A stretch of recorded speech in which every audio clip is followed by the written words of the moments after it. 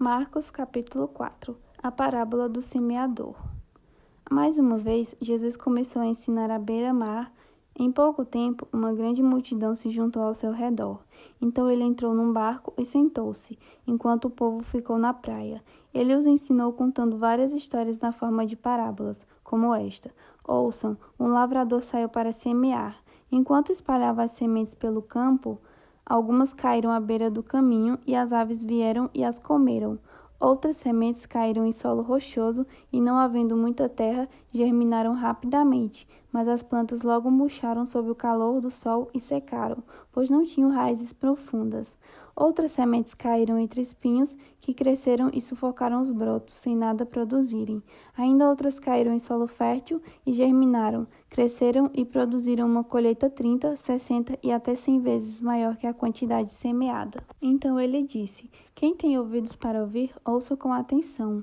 Mais tarde, quando Jesus estava sozinho com os 12 e os outros que estavam reunidos ao seu redor perguntaram-lhe qual era o significado das parábolas, ele respondeu: a vocês é permitido entender o segredo do reino de Deus, mas uso parábolas para falar aos de fora, de modo que, mesmo que vejam o que faço, não perceberão, e ainda que ouçam o que digo, não compreenderão. Do contrário, poderiam voltar-se para mim e ser perdoados. Então Jesus disse: se vocês não entendem o significado desta parábola, como entenderão as demais? O lavrador lança sementes ao anunciar a mensagem. As sementes que caíram à beira do caminho representam os que ouvem a mensagem, mas Satanás logo vem e a toma deles. As que caíram no solo rochoso representam aqueles que ouvem a mensagem e, sem demora, a recebem com alegria. Contudo, uma vez que não têm raízes profundas, não duram muito. Assim que enfrentam problemas ou são perseguidos por causa da mensagem, cedo desanimam. As que caíram entre os espinhos representam outros que ouvem a mensagem, mas logo ela é sufocada pelas preocupações desta vida, pela sedução da riqueza e pelo desejo por outras coisas, não produzindo fruto. E as que caíram em solo fértil representam os que ouvem e aceitam a mensagem e produzem uma colheita 30, 60 ou até 100 vezes maior que a quantidade semeada. A parábola da lâmpada. Em seguida, Jesus lhe perguntou: alguém acenderia uma lâmpada e a colocaria sob um cesto ou uma cama? Claro que não. A lâmpada é colocada num pedestal de onde sua luz brilhará. Da mesma forma, tudo o que está escondido será revelado, e tudo o que está oculto virá à luz. Quem tem ouvidos para ouvir, ouça com atenção. Então acrescentou: prestem muita atenção ao que vão ouvir. Com o mesmo padrão de medida que adotarem, vocês serão medidos e mais ainda lhes será acrescentado. Pois ao que tem, mais lhe será dado, mas ao que não tem, até o que lhe tem será tirado. A parábola da semente que cresce. Jesus também disse: o reino de Deus é como um lavrador que lança sementes sobre a terra.